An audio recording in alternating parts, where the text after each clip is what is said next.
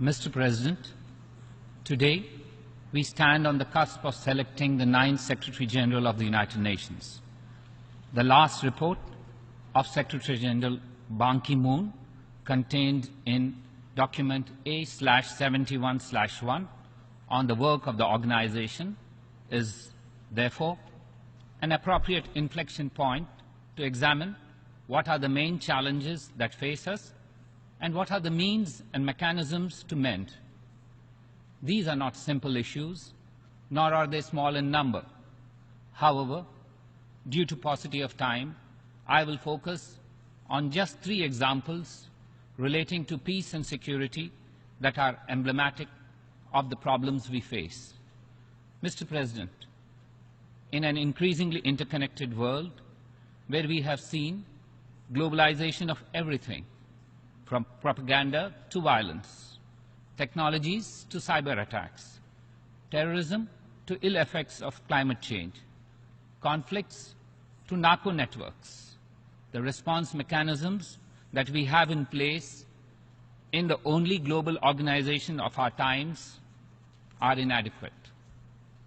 Let us begin with the principal organ tasked with the maintenance of peace and security, the Security Council.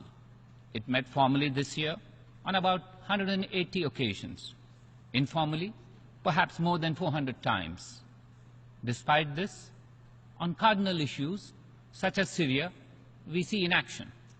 On other situations, like Resolution 2304 on South Sudan, action is agreed upon but not yet implemented. And finally, where measures are taken, as in the case of Resolution 2276 on DPRK, they are disregarded. So, in a variety of ways, the Council has become unresponsive to the needs of our time and ineffective to meeting the challenges it is confronted with. It is a body that ponders for 6 months on whether to sanction leaders of organizations it has itself designated as terrorist entities. Then, unable to decide, it gives itself 3 more months to further consider this issue. One has to expectantly wait for 9 months before the process is completed to know if Council members have decided on a single issue. In instances, it does not even begin that 9-month process of identification and listing of publicly announced leaders of terrorist entities. At best, it is now a body that can be described as an interesting and random mix of ad hocism, scrambling, and political paralysis. This global governance architecture calls for comprehensive reform.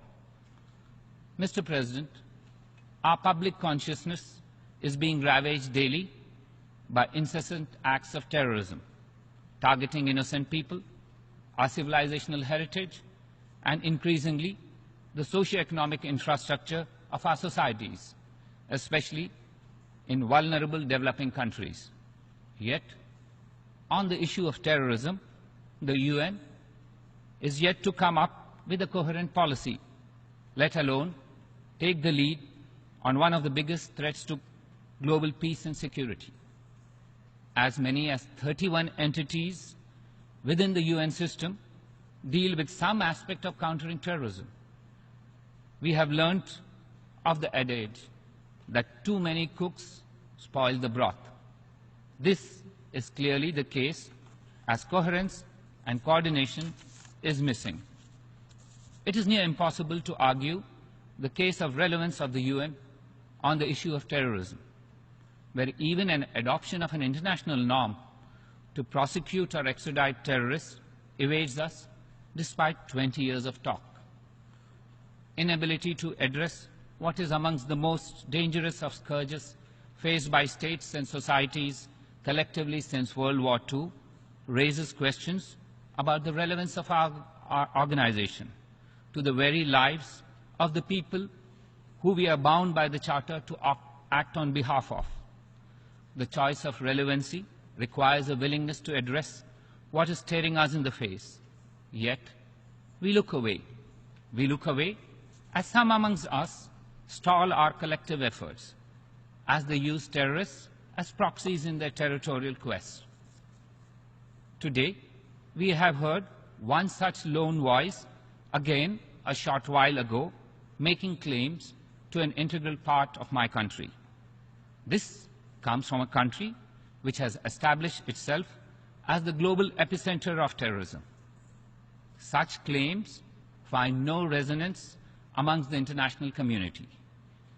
Just less than 10 days ago, the General Assembly Hall witnessed a high-level debate. It also witnessed a singular lack of support for the representative of Pakistan's baseless claims. Need one say more? Our response to Pakistan is consistent. Abandon your futile quest. The state of Jammu and Kashmir is an integral part of India and will remain so. No amount of misuse of international platforms by Pakistan will change that reality. The sell-by date of Pakistan's anachronistic approach is long over. Mr. President, peacekeeping is the leitmotif of the United Nations. Peacekeeping is, however, under great stress. A plethora of tasks and Christmas tree mandates without adequate funding, departure from well-established principles of impartiality, avoidance of the primacy of politics, and focus instead on band-aid solutions through peacekeeping, as well as an unwillingness to walk away from the quagmires into the sunset, are all part of the burgeoning philosophical dilemma facing peacekeeping. It would appear that we have blunted peacekeeping as an effective tool. To this are added appalling cases of sexual exploitation and abuse. Peacekeepers turning predators is our worst nightmare come true. India has fully supported the initiative to create a trust fund for victims of sexual exploitation and abuse, and was the first to contribute to it. It is disappointing, however, that only 3 other countries have followed since then. Finally, Mr. President, 16 months after the Hippo report, tangible progress in implementation of its recommendations is still awaited. Against this inaction, tallying up the disasters roiling peacekeeping makes for a worrisome scenario, facing the UN's most often used tool.